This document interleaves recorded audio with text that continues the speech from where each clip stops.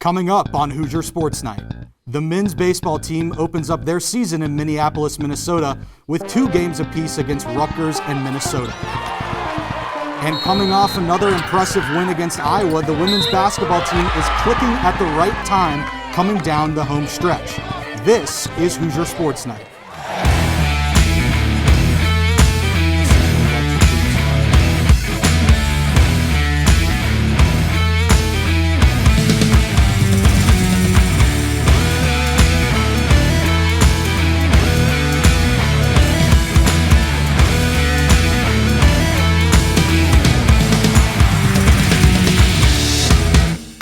Hello and welcome to Hoosier Sports Night. I'm Justin Berger, and this is March.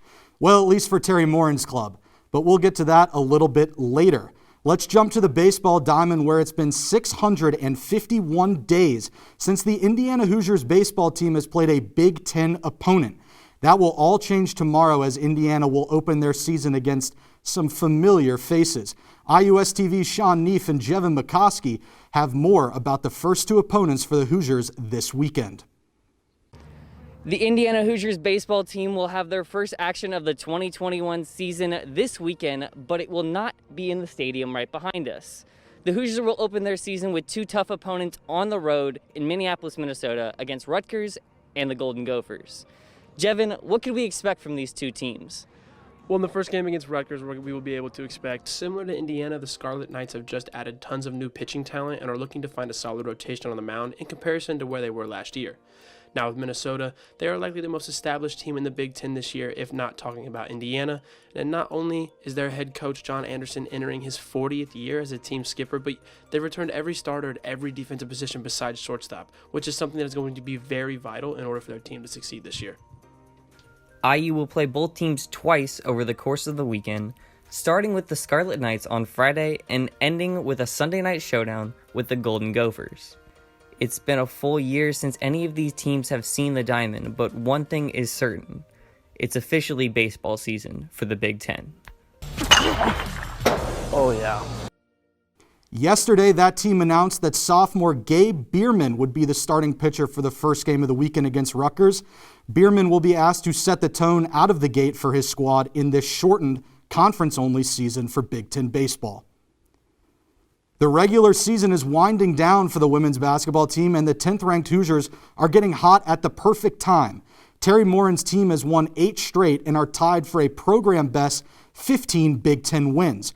Our Andrew Fish and Will Trubshaw broke down the latest victory at Assembly Hall on Wednesday. Another victory for Indiana women's basketball, their 8th in a row in Big Ten play, taking down the Iowa Hawkeyes to complete the season sweep. It was an 89-80 victory here at Assembly Hall. Will Trubshaw along with Andrew Fish. And, I mean, this team, IU, again, they were down 5 at halftime. It looked like Iowa might run them ragged up and down the floor, but they found a way to come out on top by 9, led by Grace Berger, Allie Patberg, and Mackenzie Holmes, 22 points apiece. Yeah, no doubt. It was just another situation where Indiana showed that they can win in a variety of ways. Today, a shootout, scoring 89 points against one of the best offensive teams in the country in Iowa. It was the 3 Hoosiers that it's been all season long. Allie Patberg, Mackenzie Holmes, Grace Berger, all of 22, as you mentioned. Mackenzie Holmes with a double-double, and just another terrific performance in the regards of, just adjusting mid-game. They knew that they weren't going to be able to shut down Iowa's offense the way that they had hoped. So instead, they outscore them, and they win the ball game. And Terry Morin had some thoughts, too, just on her team's performance this game and all season in the post-game presser. I do think there's a level of confidence, and of course, as a coach, you want your kids to be confident and believe in one another. And we certainly, this whole group believe in what we've been able to do up until this point. And the Hoosiers, again, this team has come a long way just from the beginning of this season, in the midst of a great stretch, a program 15th Big Ten regular season win, and they are still very much in play for that regular season title. 1 game left on the schedule against Purdue. If IU wins that and Maryland loses one of their next 2 games, they will split the Big Ten regular season title, and that would be the first in program history. But as Terry Morin would say, we're focused on the next game, and they're focused on Purdue to wrap up the regular season and then potentially lock up the 1 or 2 seed in the Big Ten tournament. That'll do it for us. Reporting for iOS TV Sports, I'm Andrew Fish. and I'm Will Trubshaw. We'll see you next time. Barring an upset loss to Penn State, Maryland will claim the outright Big Ten title after dispatching Michigan 88-63 Thursday. As a result, IU will most likely finish second in the Big Ten and claim the second seed in the Big Ten tournament. The Hoosiers conclude the regular season with Senior Day at home on Saturday, facing off against state rival Purdue. Well, it's Groundhog Day again for the men's basketball team. Needing a win on the road against Michigan State, the Hoosiers were once again unable to cross the finish line. Indiana traveled to Michigan State facing a must-win game, looking to keep their NCAA tournament dreams alive. Their inability to hit the long ball behind the arc led to MSU's 64-58 victory. But you're going to have a hard time winning on the road when you go 2 for 20 from 3. Things aren't going to open up inside the paint very much if you can't bring them out. His response as to why? The ball didn't go in. Period. They're inside-out threes. They're driving kick threes. They're 1-2 step T-ball threes. They didn't go in. There's not a whole lot to talk about. Hoosiers also had no answer to Spartans' Aaron Henry. They had a lot of pin downs. I feel like we didn't really front the post like we should have to try to deny him the ball. So I feel like if we would have fronted the post a little bit better, that would have limit his possession. So. And in response to the loss with the tournament in mind, We're playing very good teams. So IU is back on the road this Saturday against in-state rival Purdue for another must-win game. For iOS TV Sports, I'm Lexi Vanetti. And Saturday marks the final game of the regular season. Tip-off is at 2 p.m. at Mackey Arena, where the Hoosiers look for their first win against the number 23 Boilermakers in the Archie Miller era. Heading into the action last weekend, the IU men's soccer team was coming off a pair of 3-0 wins to start the spring season, while the women were struggling for scoring, starting the year 1-1.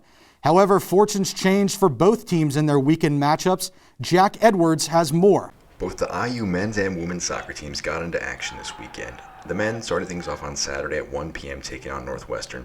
Going into the match, they had scored 6 goals in their first 2 matches, 3 against Wisconsin and 3 against Ohio State, 4 coming from sophomore Victor Becerra, a free-flowing, open-scoring team as things have been going as they headed to Evanston, but things began to unravel, not creating too many chances and having a bit of a lackluster performance. Things culminated ultimately with 2.5 minutes to go.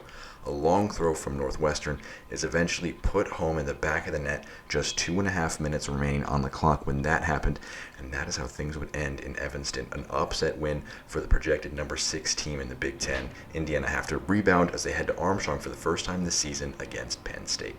The women's team got underway against Iowa, a team they lost to 2-0 last season, having a bit of early luck in the offensive end. Only 1 goal scored that season in the first 2 matches altogether. Took just 7 minutes for Melanie Forbes to bury one in the bottom left corner off of a feed from Avery Lockwood. And it would be Melanie Forbes, again, all 3 goals for the Hoosiers this season at this point, with a great left-footed finish into the bottom corner for the Hoosiers.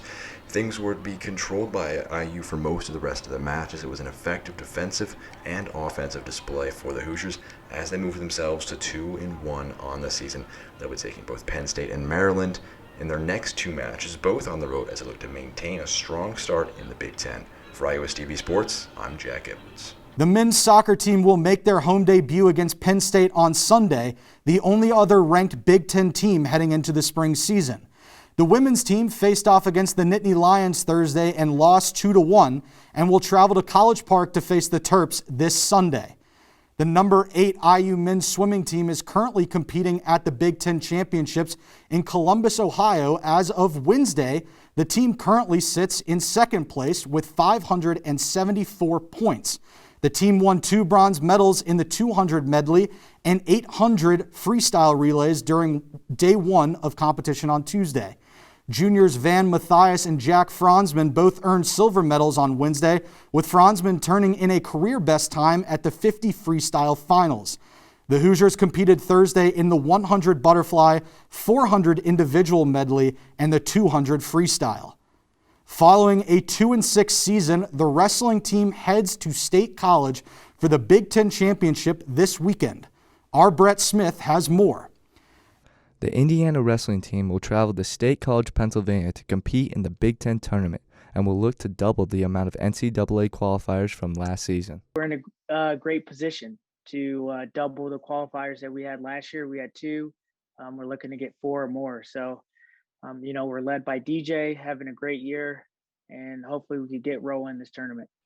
With the Big Ten tournament being one of the toughest tournaments in the nation, Angelo Escobedo understands it's going to be about the team's mindset and toughness every single match. Yeah, I mean, it's a big mindset tournament, just because you have one good guy after the next, right? At nationals, you might get maybe the first or second round be somewhat easier, but at Big Ten, you're wrestling a guy that you probably wrestled 4 or 5 times. So the mindset of being okay with it being a gritty match, maybe a 1-point match, and maybe having 4 of them in a row. DJ Washington has been one of the most improved wrestlers in the program, and Angelo Escobedo has loved his work ethic and confidence on and off the mat.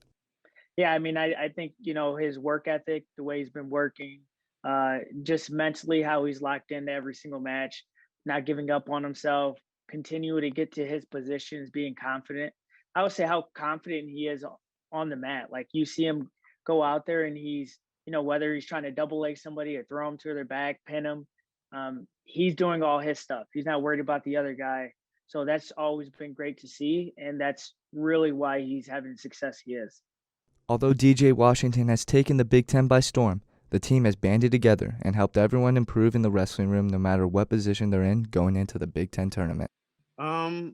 I mean, I feel like we're all brothers on this team, so it's like, yeah, in like the people's eyes, I have like been like a standout wrestler, but in the wrestling room, it's just all the same. Like, we're all just trying to get through these practices every day and be the best wrestler we could be. So the Hoosiers will have multiple ranked wrestlers and will look to make some noise in the Big Ten tournament this upcoming weekend. Reporting out of Bloomington, Indiana, I'm Brett Smith.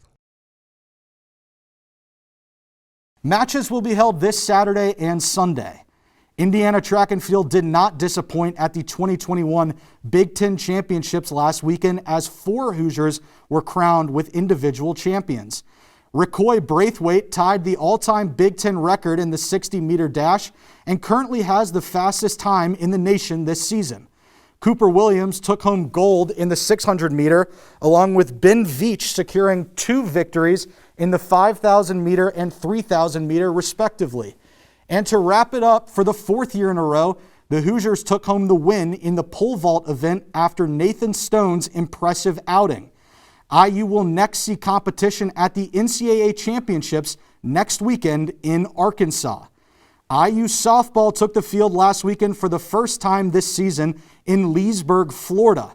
The Hoosiers finished the weekend 4-2 after sweeping a 2-game series against Wisconsin and splitting 2 games against Nebraska and number 24 Minnesota. Senior catcher Bella Norton put together an impressive weekend with 9 hits and 4 RBIs, while Desiree Dufek and Annika Baez both hit home runs.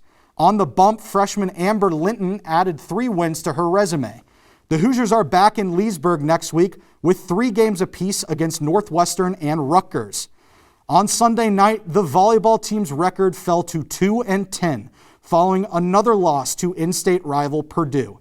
Steve Aird's team returns home to Wilkinson Hall this weekend with 2 matches against the 1-9 Maryland Terrapins. And that's our show for the week. Thanks so much for tuning in. Don't forget to like our page, IUSTV Sports, on Facebook and follow us on Twitter at IUSTV Sports. For everyone you can't see in front of and behind me, I'm Justin Berger, and we'll see you right here next week.